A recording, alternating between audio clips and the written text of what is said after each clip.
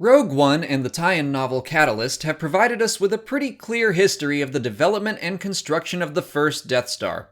So how does the new canon history compare with the story told in Star Wars Legends? In this video we'll cover both versions, see what changed, and see what stayed the same. Starting with the canon, the Death Star began construction shortly after the Clone Wars began.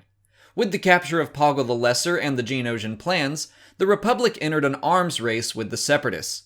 It was started in orbit above Geonosis, and Poggle negotiated his freedom in exchange for a Geonosian labor force. The project was overseen by director Orson Krennic. The battle station itself was of course a large project, but not impossible. The superweapon was a new technology that needed to be developed.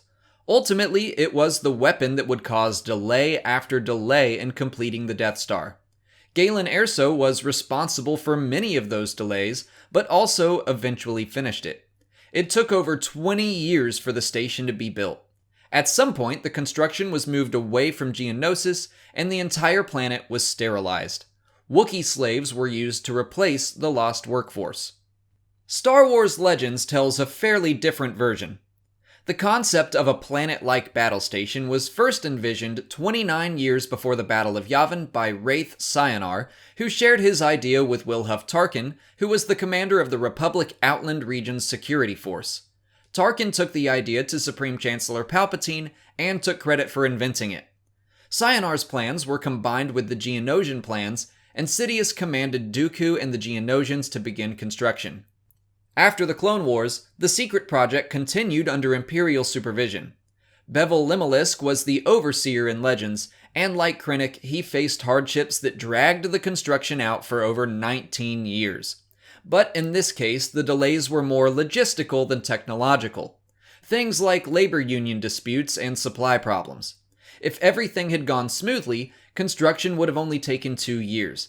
And that's not to say that the super laser wasn't still an issue. It was still new technology, and to ensure it would work, a prototype was built at the Maw installation.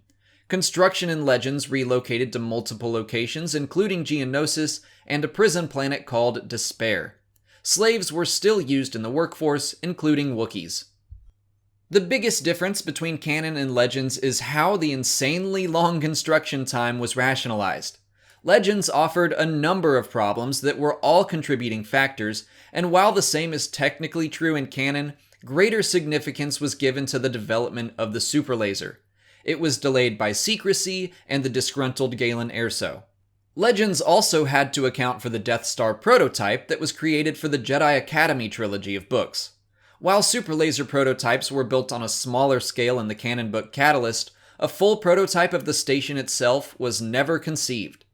But like most of the Canon vs. Legends videos I've done, the basics of the story have been retained. In this case, I think that's more because Revenge of the Sith and A New Hope kind of forced Legends into retconning itself to fit within the parameters of the films. If the Death Star hadn't been shown in Episode 3, its history likely would have been very different. But that's it for today. If you haven't already, please like this video, subscribe to the channel, follow me on Twitter, Instagram, and Facebook, and consider checking out my Patreon page. As always, thanks for watching, and may the Force be with you.